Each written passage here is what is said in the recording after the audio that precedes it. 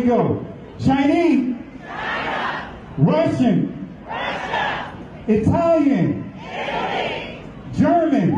Germany. Swedish. Sweden. Korean. Korea. Egyptian. Egypt. Nigerian. Nigeria. Black. Exactly. Nothing. Tell him, Pastor. Tell him, Pastor. Black, nothing. Yes. I hope you were able to successfully identify the issue. You were able to properly identify with all the groups that I called out in the countries that associates with them.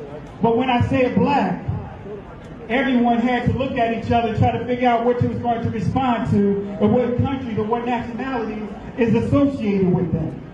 So I want everyone to understand that that is the underlying problem. That's the underlying roots of the issues that we're dealing with right now. We haven't been officially classified as a nationality.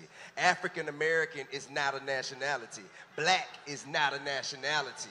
So you can't give reparations to people who don't have an official nationality, a flag, a constitution, and you have a seat at the UN. You know what I'm saying?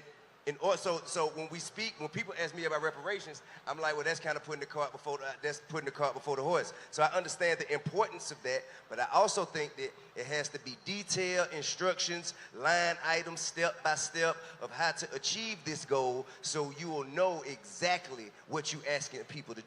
And the reason there's so much confusion is that we don't know who we are. That's just the problem. It's like everyone all has a piece of the puzzle, but they haven't put all of the pieces together. We haven't all came together so we can get one clear picture. Because everybody's right when you get down to the nitty and grit of it. But you have a people, us, that have been in America for over 500,000 years. But we keep calling ourselves a continent across the Atlantic. We have a culture, an ancient culture, right here in America that goes back to 500,000 years, dated by modern archaeology. And you know, when they say it's verified by these modern archaeologists and scientists, you know that it's much, much older. As you know, we have pyramids, artifacts, bones and skeletons that date back to almost double that. But the point I'm trying to make is that we have a great and ancient culture that rose and fell right in America. But we're claiming a continent that's across the ocean. Even though we have one of the richest nations on the planet in America. The largest rainforest in the world is in South America, the Amazon rainforest. The largest coal mine in the world is in Wyoming. The largest iron ore mine in the world is in America. The largest copper mine in the world is in America. But we have allowed foreign ideas and ideologies to take us away from our indigenous lineage and birthright right in America.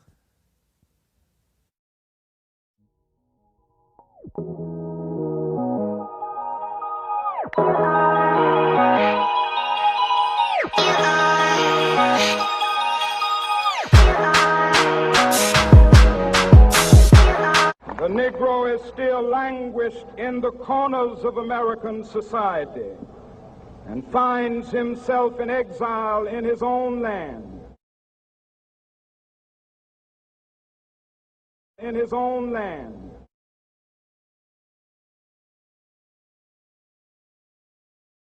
You never find a white aborigine.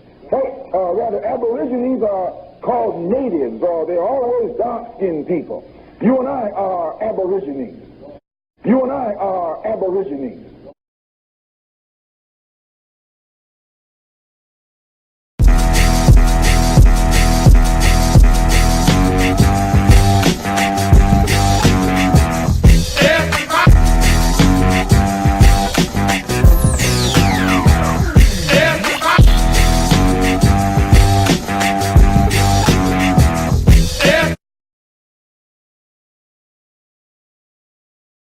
only 5% of the slaves in this country from Africa. Yeah. Only 5% of the Africans were slaves in this country. 5%.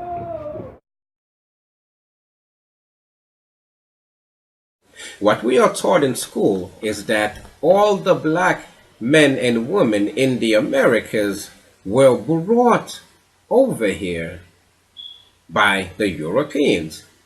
That is one of the biggest lies that is out there today. And they use that lie in order to hide the fact that most of us were here before them.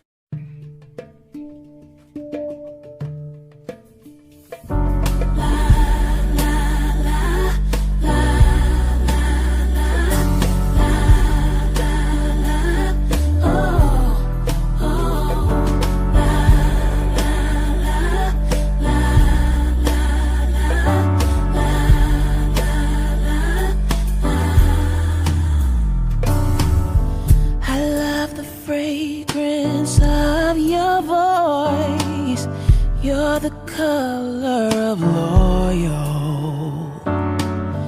My favorite sound is your smile.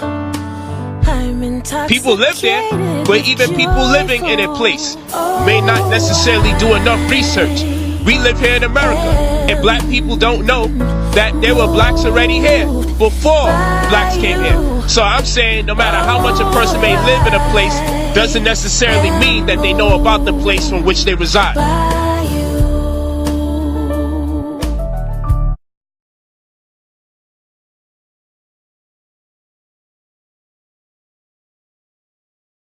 What we have to understand is that there is an old adage that says those who do not know their history will be doomed to repeat it.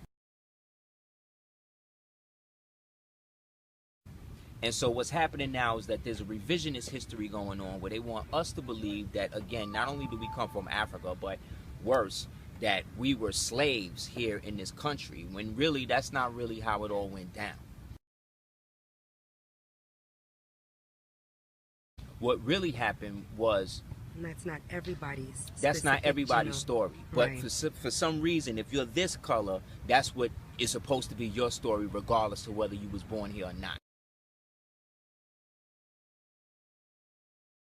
And that is a problem, because what that does is it gives us a false sense of inferiority, and it gives another people a false sense of superiority. Now, the Olmec people, the original constituency, started to move further up.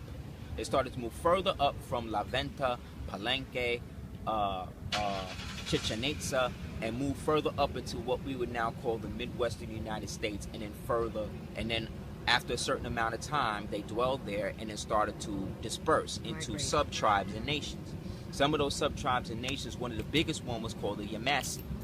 I don't know if any people saw the movie Apocalypto, but in that movie, there was a blue dye that they were painting the people who were going to be sacrificed in. That blue dye actually comes from red clay that's found in Georgia, the red clay in Georgia. And it was an old custom that the queens would ingest some of the red clay in Georgia because it would help with the magical properties that they were trying to pass on to the babies. And a lot of Autochton people still do that to this day. Hey everybody, I'm going to show you where I dig my dirt at. Now follow me, camera.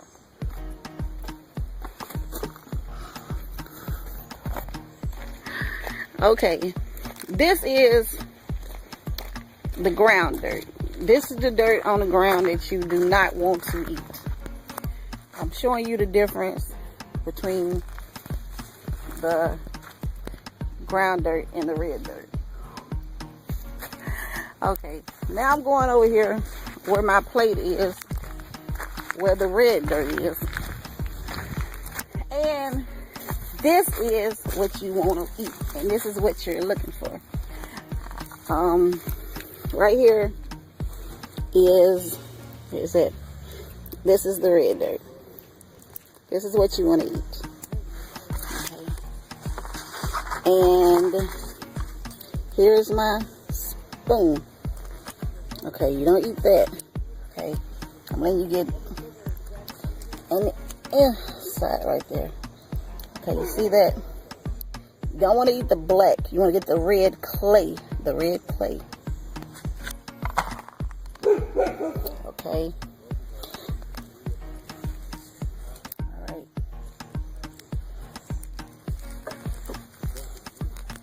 Okay. This dirt here. This is what you're looking for. And it gotta be that color. But like I said, you don't eat the rocks and everything, just eat the dirt. You see all that? All that's clay. And on my video, you can tell when I smash it how it glues up.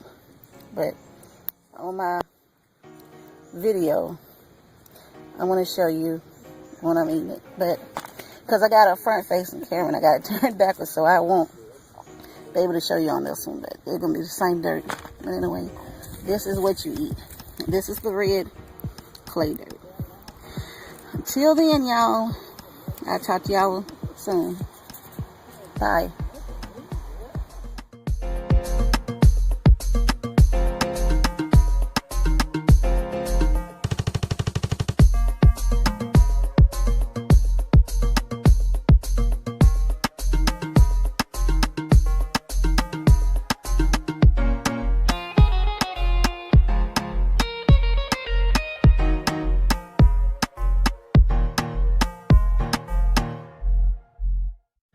It comes as a great shock around the age of 5 or 6 or 7 to discover that the flag to which you have pledged allegiance, along with everybody else, has not pledged allegiance to you.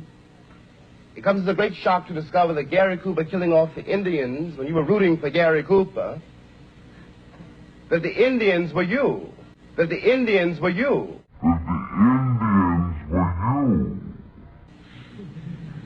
It comes as a great shock to discover that the country, which is your birthplace, and to which you owe your life and your identity.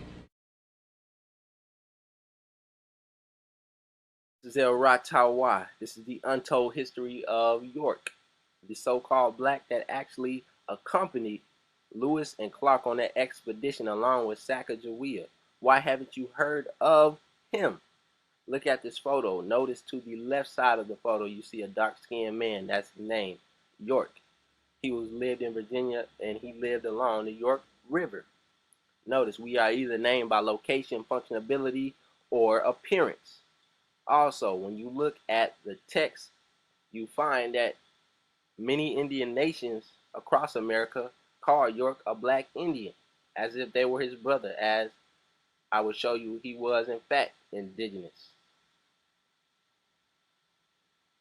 When you look at the old posters of quote-unquote Negroes, you'll find that they have the same appearance, or they're drawn the same as indigenous Americans. So not only are they showing you that they're the same people, you'll find that in 1790, Walter Plecker, the first registrar of the vital statistics in Virginia, reclassified indigenous Americans as colored. You are either white or colored.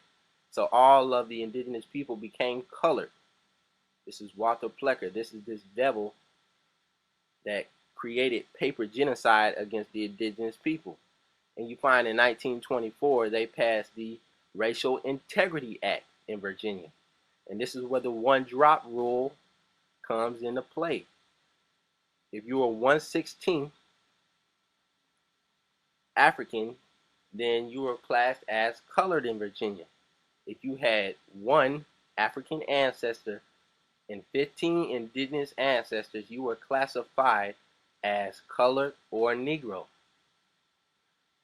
That's unfair, that's inhumane, and that's paper genocide. Also, you'll notice that in African Americans, by Jack D. Forbes, Africans and Native Americans, he notes that many of the indigenous people of America were shipped to Europe and Africa. So in reality, we weren't shipped from Africa, we were shipped from here to Africa. And he also notes that at least 3,000 Americans between 1493 and 1501 were shipped to Europe at the least. And that's just 3,000 in that small amount of time.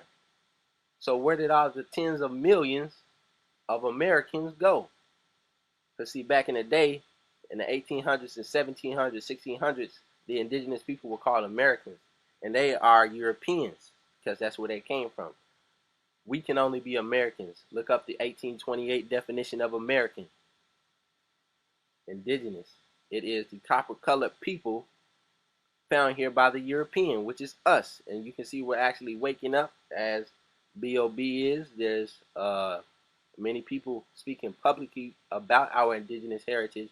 And on Twitter, he says black people were already on this continent as well. Slavery isn't the only black history. He also said black people are native to the Americas. What they don't tell you in history. This is El Ratawa Smith Bay. Follow me on Facebook at I Talk Times of America. What you got to go into is you got to go in pre-dynastic. And when you go into pre-dynastic periods, you're doing the pre-dynastic times, then you're going into the 10,000s, the 50,000s, the 60, 70, 80, 90,000s. And then we can go further than that, and we can go into the land masses, which they were all connected, which the white man likes to call Pangea. We go into these land masses, and who are the people there? Because then that would do the explanation why there's 13,000, and that's the estimate, 13,000 pyramids across the world. So that's all a similar culture. There's some of the same symbols like the Ankh being found all over the world. So we have to go into a time period. We can't just say migration, because ain't nobody was walking that much. We have to go into the time period and when all these land masses was together. And this is where you're talking about the Pataites. You're talking about these origin. You're talking about before my skin was brown and when it was green. Because of the chlorophyll. Like when you cut yourself, your blood is naturally in your body a very, very dark bluish color, and the moment it hits the oxygen, it turns what? It turns red, it rusts, same as your skin. Naturally your skin is green.